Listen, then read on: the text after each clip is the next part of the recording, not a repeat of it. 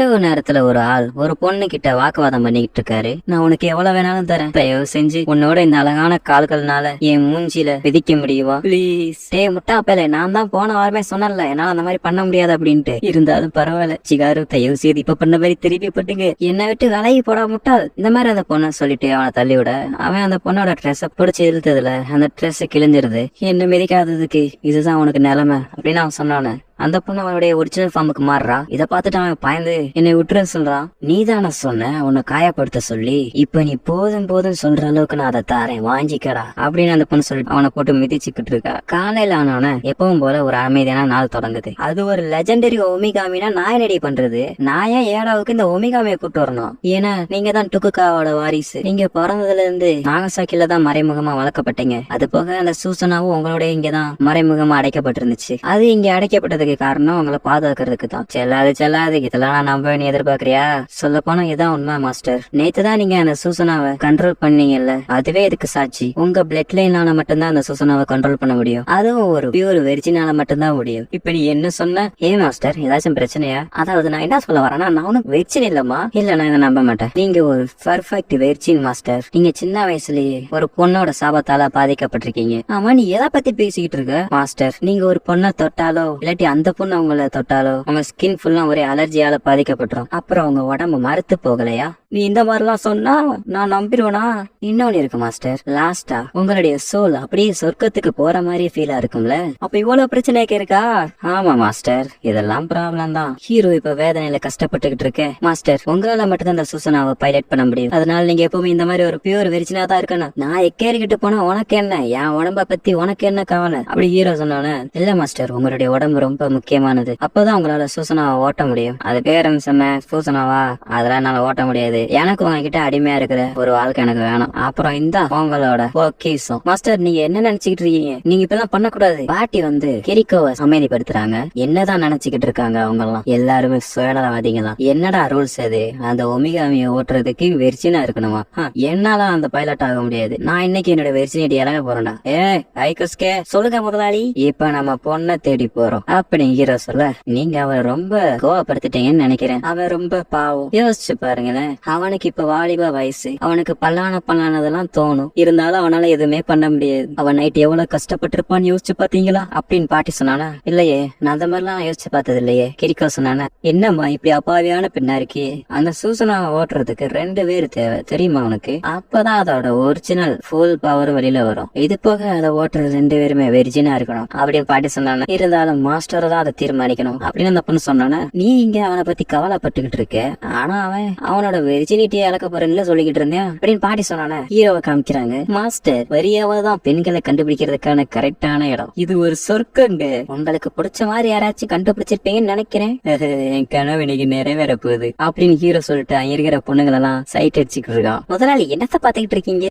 ஒண்ணு இல்லடா, ஒண்ணு இல்ல. இப்ப ஹீரோ அங்க இருக்கிற ஒரு பொண்ணை பாக்குறான். அந்த பொண்ணு கிட்ட ஒருத்தன் கெஞ்சிக்கிட்டு இருக்கான், தயவு செய்து கூட வாங்க அப்படின்ட்டு. ஹீரோ அந்த பொண்ணை பாக்குறத ரைட் ஹேண்ட் பாத்துட்டு, அவ பேரு தான் சிகாரு, இருக்கிறதே ரொம்ப பிரபலமான பொண்ணு. அந்த பிளாட் செஸ்ட் எனக்கு பிடிச்சிருக்கு. இப்ப அந்த 2 பொண்ணையும் புக் பண்ணிட்டாங்க. கை குஸ்கே பதட்டமா இருக்கியாடா?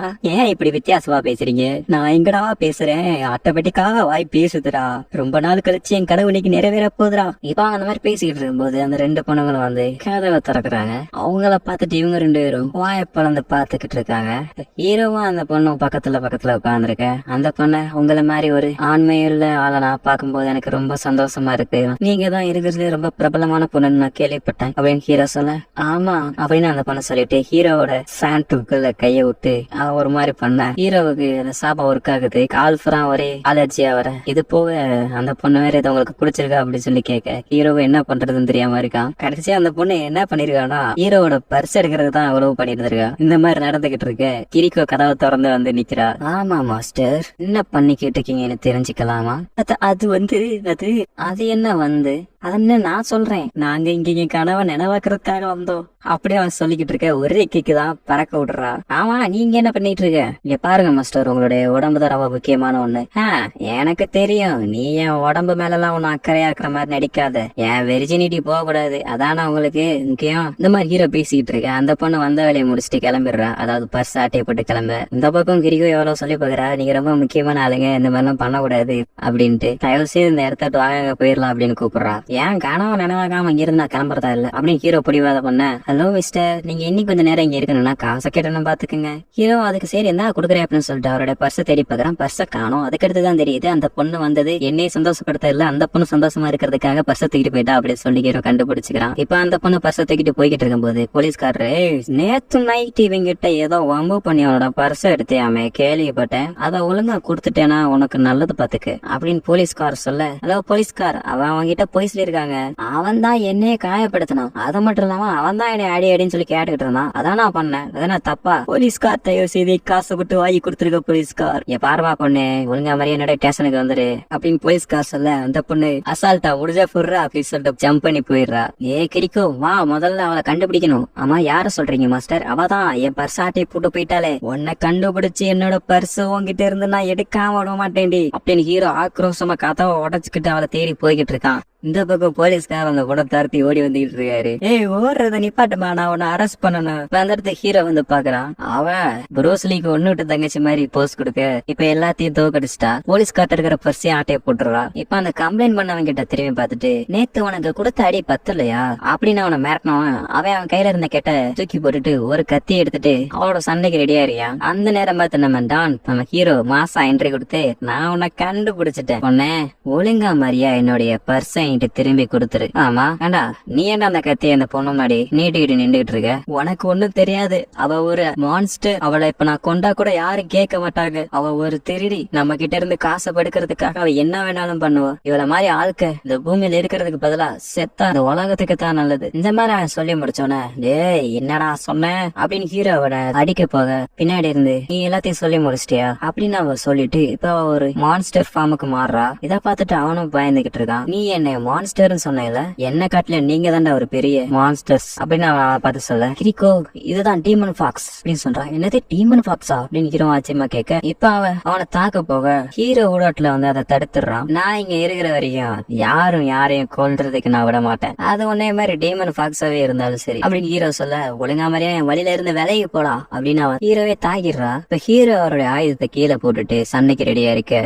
இத பாத்துக்கிட்டு இருந்த கிரிக்கோ அவனோட குணாயை எடுத்து ரெடியா இருக்கா. இத ஹீரோ பார்த்துட்டு, கிரிக்கோ நான் இதை பாத்துக்கிறேன்னு சொல்றான். நான் எப்பவுமே ஒரு பொண்ணுக்கு எதிராக சண்டை போட்டதே இல்லை, சண்டை போடவும் மாட்டேன். நீ ஒரு டீமன் சொன்னாங்க, உங்ககிட்ட இருந்து நிறைய எதிர்பார்த்தனே, அந்த அளவுலாம் ஒருத்தர் நீ. இதை கேட்டுட்டு அவ ரொம்ப கான்ல ஹீரோ வந்து ஒரே அட்டாக் பண்றா. ஹீரோவே இதை தாங்க முடியாம ஓவரா ஃபேஸ்ல எக்ஸ்பிரஷன் காட்டுறான். இந்த மாதிரி எல்லாம் பண்ணக்கூடாது செல்லம் அப்படின்னு ஹீரோ அந்த பொண்ணுக்கே தெரியாம அந்த பொண்ணுகிட்ட இருந்து பர்சனா எடுத்துடுறான். இதை எப்படா எடுத்த? அந்த பொண்ணு கரெக்டா ஹீரோ அடிக்க போகும்போது கைய உள்ளே விட்டு எடுத்திருந்திருக்கான். இதை கிரிக்கோ பார்த்துட்டு, அப்பனா அவர் வேணுக்கு இருந்து அடி வாங்கினாரா அப்படின்னு சொல்றான். இத பாத்துட்டு கம்ப்ளைண்ட் கொடுத்தவனும் பாத்துட்டு அடிச்சுட்டு ஓட ஒரு இடத்துல போலீஸ்காரர் மேலே விழுதுறான். ஹீரோவும் அவங்களோட பர்ஸ் அவங்கள்ட்ட திரும்பி கொடுத்துறான். ஒழுங்கா மாதிரி அவன்லாம் இங்க கூட்டு ஓடிடு அப்படின்னு சொன்னா எல்லாத்தையும் கூட்ட ஓடிடுறான். உங்களை பாக்குறதுக்கு மோசமா தான் தெரியுது, லைட்டா பாக்குறதுக்கு அழகா தான் இருக்கு, பின்னையே அந்த மாதிரி திருடிக்கிட்டு இருக்கு. உன்னை மாதிரி முட்டாளுக்கெல்லாம் அதெல்லாம் புரியாது. உலகத்திலே ரொம்ப மோசமான விஷயம் என்ன தெரியுமா? அது தனியா இருக்கிறது தான். நான் ஒரு மனுஷனுக்கும் ஒரு மான்ஸ்டருக்கும் பிறந்த ஒரு பொண்ணு. நான் பிறந்து 250 வருஷம் ஆகுது. ஏன்னா எப்பவுமே மத்தவங்க வெறுத்துக்கிட்டு தான் இருந்திருக்காங்க. என்னை தேடி வர்றவங்க எல்லாம் உன்னைய உடம்புக்கு ஆசைப்படுறாங்க, இல்லாட்டி என்னை புடிச்சிட்டு போய் விக்கிறதுக்கு ஆசைப்படுறாங்க. அதனால தான் நான் இந்த மாதிரி ஒரு நிலைக்கு தள்ளப்பட்டு இந்த மாதிரி வாழ்ந்துகிட்டு இருக்கேன். இந்த மாதிரி அவ எமோஷனலா சொன்னோன்னா, இங்க பார், இந்த மாதிரி நீ பண்றனால எதுவும் மாற போறது இல்ல. நீ எந்த மாதிரி வாழ போறங்கிறத நீ தான் முடிவு பண்ணணும். உங்க போறப்ப பத்தி மத்தவங்க தப்பா பேசலாம். நீங்க உங்க வாழ்க்கையை நெகட்டிவா நீங்க நினைச்சீங்கன்னா உங்க வாழ்க்கையை நெகட்டிவா தான் நடக்கும். அதனால நீங்க ஒரு மான்ஸ்டரோ இல்ல ஹியூமனோ அதை பத்தில நீங்க கவலைப்படாதீங்க, அது முக்கியமும் கிடையாது. உங்க ஃபேஸ உயர்த்தி பாருங்க, சூரியன் உங்களை பார்த்து சிரிக்கிறது உங்களாலேயே பார்க்க முடியும். நீங்க 250 வருஷம் வாழ்ந்திருக்கீங்க, இருந்தாலும் நீங்க எதையும் தெரிஞ்சுக்காம வந்திருக்கீங்க. என்ன பொறுத்த வரைக்கும் இந்த மாதிரி முட்டாள்தனமான சாபத்தை பத்தி எல்லாம் கவலைப்படக்கூடிய ஆள் நான் கிடையாது அப்படின்னு ஹீரோ ஆக்ரோஷமா கத்துறான். அப்புறம் தான் இதை நீனே எடுத்துக்க, ஒழுங்க மாதிரி அப்படியே போயிரு, அடுத்த தடவை நான் பார்த்தேன் அடிக்காம விட மாட்டேன். அவளும் இதை எடுத்துட்டு ஹீரோவை நக்கல் பண்ணி கிளம்பிடுறா. கிரிக்கோ ஹீரோவை பார்த்து, மாஸ்டர் நீங்க நிஜமாலே பயங்கரமான ஆளுங்க அப்படின்னு சொல்ல, எனக்கு தெரியும் அப்படின்னு ஹீரோ ஒரு போஸ் கொடுக்குறான். இப்ப அந்த பீஸ்ட் பொண்ணு வந்து வீட்டுல உட்காந்துக்கிட்டு ஹீரோ சொன்னதை பத்தி யோசிச்சு பாக்குறான். எனக்கு எந்த சாபத்தை பத்தியும் கவலை இல்ல அப்படின்ட்டு. இப்ப உள்ள இருந்து அந்த ப்ளூ கலர் ஹேர் பொண்ணு, சிகாரு வாங்க வேலைக்கு போனோம் அப்படின்னு சொல்லி கூப்பிட, எனக்கு இனிமே அந்த வேலை பிடிக்கல, நான் அதை ரிசைன் பண்றேன் அப்படின்னு அந்த பொண்ணு சொல்லிட்டு ஜம்ப் பண்ணி இங்கேயோ போறா. இப்ப ஹீரோவோட வீட்டுல கிரிக்கோ ஹீரோவுக்கு லெக்சர் எடுத்துக்கிட்டு இருக்கா. இந்த மாதிரி நீங்க வந்து வலுக்கட்டாயமா அந்த சாபத்தை போக்குனீங்கன்னா அது ரொம்ப தப்பு அப்படி அட்வைஸ் பண்ணிட்டு இருக்க. பின்னாடி இருந்து ரைட் ஹேண்டும், அப்ப நான் கொடுத்த காசு வேஸ்டா போயிருமே, அதுக்கு நாங்க என்ன பண்றதுன்னு கேக்குறான். வாயமுறோம் அப்படின்னு அவன் சொல்ல, பாட்டி பரவாயில்லையே, அவனை நல்லா பயங்கரமா கண்ட்ரோல்ல வச்சிருக்கேவா, அப்புறம் உங்களுக்கு ரொம்ப நன்றி சொல்லணும், நீங்க சொன்ன இடத்துலதான் இவன் இருந்தான். ஏ தாய் கிழவி, இதெல்லாம் ஓ வேலைதானா, என்ன மன்னிச்சிடறா பேராண்டி. அவடா தாய் கிழவி, இந்த பாரியா வேலை பண்ணி வைப்ப அப்படின்னு ஹீரோ பாத்துக்கிட்டு இருக்க. டார்லிங் எங்க இருக்கீங்க அப்படின்னு சிகோரு ஜம்ப் பண்ணி ஹீரோ மேல வந்து விழுந்துடுறான். சிகோராவும் ஹீரோவோட பாடி ஒண்ணுக்கு ஒண்ணு டச் ஆனனால ஹீரோவுக்கு திரும்பி அந்த அலர்ஜி வந்துருது. கிரிக்கோ இத ஒரு மாதிரி பாத்துக்கிட்டு இருக்க. பாட்டி வந்து அவதான் என்கிட்ட வந்து ஏதோ வேலை வேணும்னு சொல்லி கேட்டா, நானும் பாக்குறதுக்கு அழகா இருக்காளே, கஸ்டமர்ஸ் நல்லா அட்ராக்ட் பண்ணுவா அப்படின்னு சொல்லிட்டு நானும் வேலைக்கு சேர்த்துக்கிட்டேன் அப்படின்னு பாட்டி சொல்ல, ஹீரோவும் நீ வேலைக்கு போகாம இங்க என்ன பண்றது கேட்க, நான் வேலையை விட்டுட்டேன் அப்படின்னு அவன் சொல்றா. அப்புறம் நான் ஒரு விஷயம் சொல்ல மறந்துட்டேன், நான் இங்கதான் வேலை பாக்குறேன், ஆக்சுவலி நானும் வெர்ஜினா தான் இருக்கேன் அப்படின்னு நான் சொல்றான். கிரிக்கோவை பிடிச்சி பின்னாடி தள்ளி விட்டுட்டு, ஒழுங்கா மாதிரியா ஓடிடு, என் மாஸ்டரை மட்டும் நெருங்காது. ஆமா நீ யாரு அப்படின்னு கேட்க, நான் ஒன்ன மாதிரி தீய சக்தி கிட்ட இருந்து மாஸ்டரை பாதுகாக்க வந்த. இவங்க ரெண்டு பேத்துக்குள்ள முட்டிக்கிறது பாட்டி பார்த்துட்டு, அவங்க எவ்வளவு அழகா சண்டை போடுறாங்கல்ல, அது ஒரு பையனுக்காக பேராட்டி உனக்காகத்தான் அப்படின்னு அவங்க சொன்னானே. இந்த எபிசோட இதோட முடிச்சிட்டாங்க. ஓகே.